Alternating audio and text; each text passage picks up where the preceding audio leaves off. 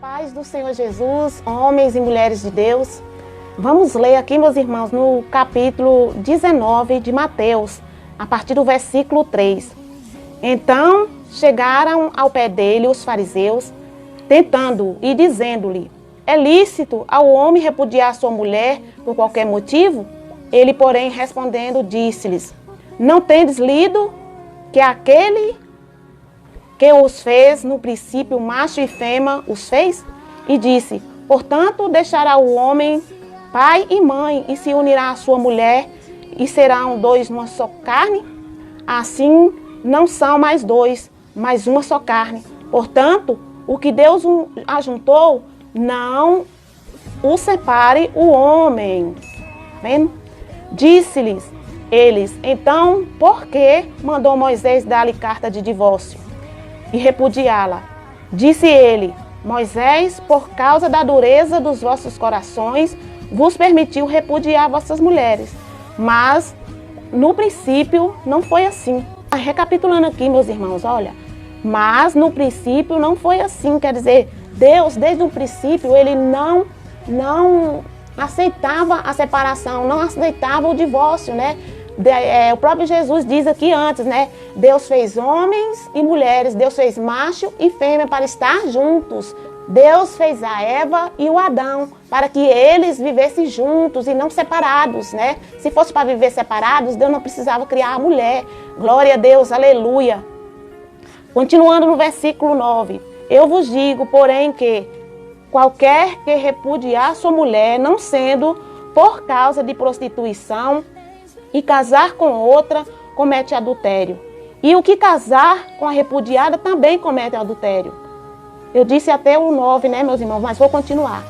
Disse-lhe seus discípulos: se assim é a condição do homem relativamente à mulher, não convém casar. Ele, porém, lhe disse: nem todos podem receber esta palavra. Tá vendo? Nem todos estão aptos para o casamento, né? Nem todos podem receber essa palavra. Mas só aquele a quem foi concedido. Porque há eunuco que assim nasceram do ventre da mãe. E há eunucos que foram castrados pelos homens. E há eunucos que se castraram a si mesmos por causa do reino dos céus. Quem pode receber isso, receba-o. Glória a Deus, aleluia. A palavra de Deus, ela é fiel, meus irmãos, verdadeira, né? E justa. A mesma palavra que foi dita para as pessoas no passado é dita para nós hoje. Porque, afinal, meus amados irmãos, a geração do passado não é diferente da geração de hoje. Os homens do passado estavam depravados, né? Hoje, os homens estão depravados. No entanto, quando Jesus veio, né, trazendo o Espírito Santo em seguida, era para aquele povo se converter, porque o povo estava depravado. Hoje não é diferente. Qual a diferença? Muita gente fica dizendo que essas palavras era para aquele povo daquela época. Nada. A palavra de Deus era para aquele povo e é para nós hoje. Glória a Deus, aleluia. A palavra, como eu disse, a palavra de Deus, ela é justa, ela é verdadeira e é fiel. Eu, meus amados irmãos, eu costumo, né, analisar a palavra de Deus, né, meus amados irmãos, com a circunstância da vida, né? Muita gente, eu sei que muitas vezes a gente tem que estudar o contexto para entender melhor a palavra de Deus. Mas para mim, um versículo é suficiente, meus amados irmãos. Um versículo é suficiente. Por quê? Porque eu comparo, né, a circunstância da vida atual, das nossas vidas, né? As experiências que eu tenho vivido e que eu tenho visto na vida das pessoas, e eu comparo com a palavra de Deus, né?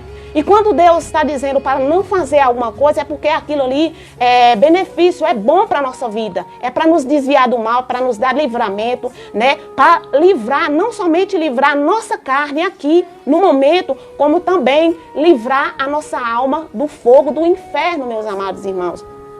Por exemplo, nesse texto mesmo, quando Deus fala para não se separar, ou se separar, continuar só, é porque, meus amados irmãos, quando a pessoa ela se separa, né, por causa de problemas, ela separou, ela não conseguiu resolver aquele problema, separou da sua família.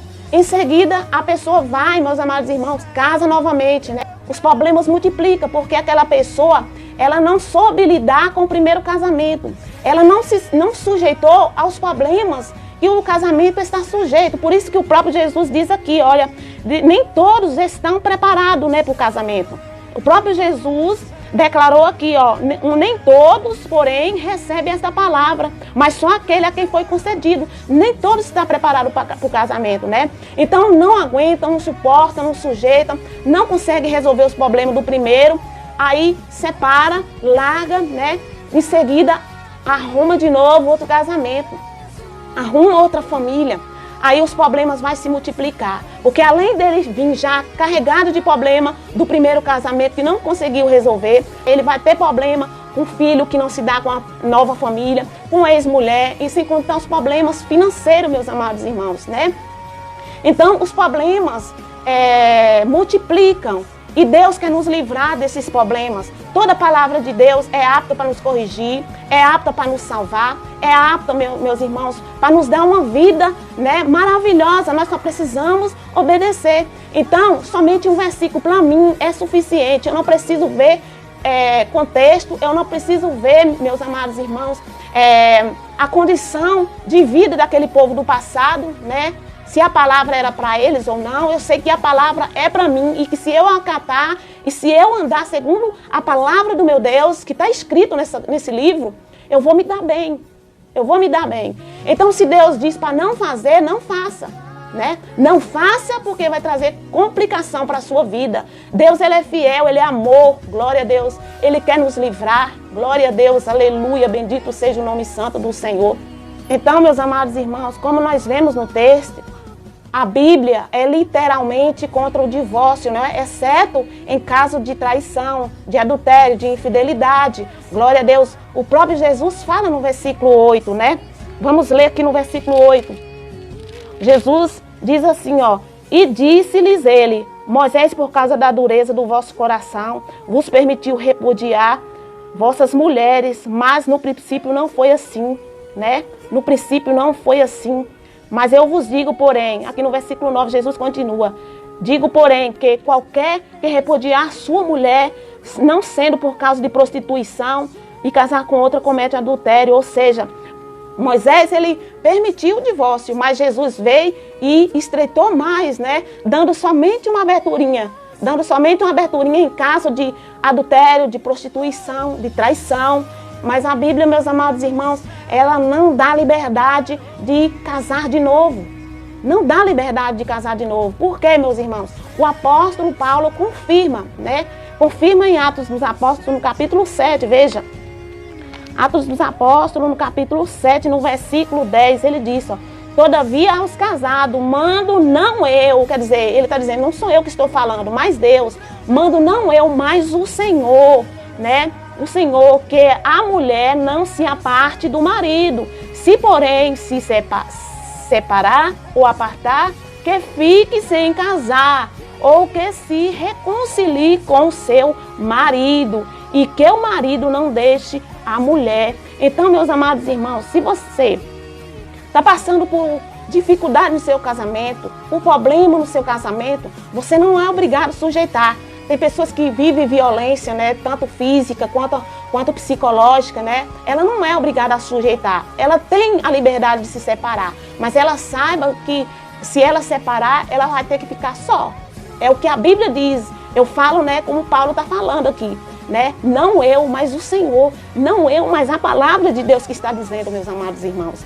Eu sei que não é fácil. Não é fácil a pessoa passar a vida todinha só, mas é a lei. É a consequência de você ter feito uma escolha errada, a consequência de você não analisar antes de casar, não conhecer a pessoa antes de casar. Não é o preço que a gente tem que pagar pelos nossos erros, glória a Deus, aleluia. Eu sei que é difícil, eu sei, mas nós temos que nos esforçar. Se nós não temos condição, não suportamos mais as tribulações do casamento, as dificuldades, os problemas, nós podemos nos separar, mas ciente, né? Ciente que é melhor ficar só do que você arrumar mais um problema para a sua vida, né? Então, meus irmãos, a Bíblia é contra o divórcio. Deus, Ele é contra o divórcio. Ah, irmã Eliana, eu já fui casado, eu já fui casada, hoje eu tenho outra família, né?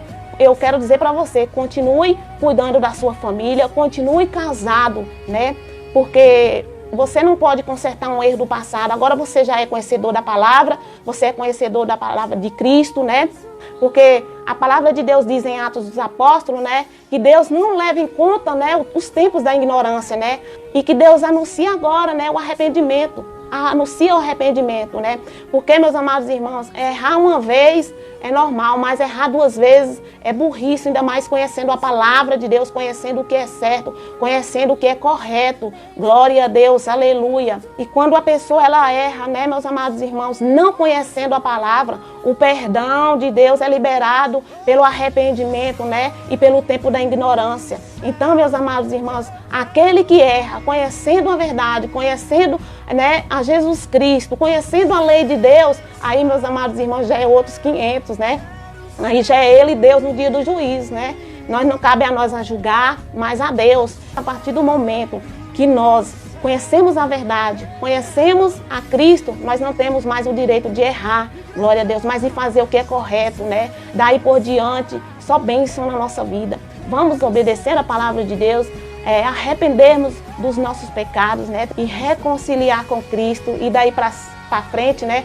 Viver uma vida arregalada de bênção e de vitória nas nossas vidas. Em nome de Jesus. Amém?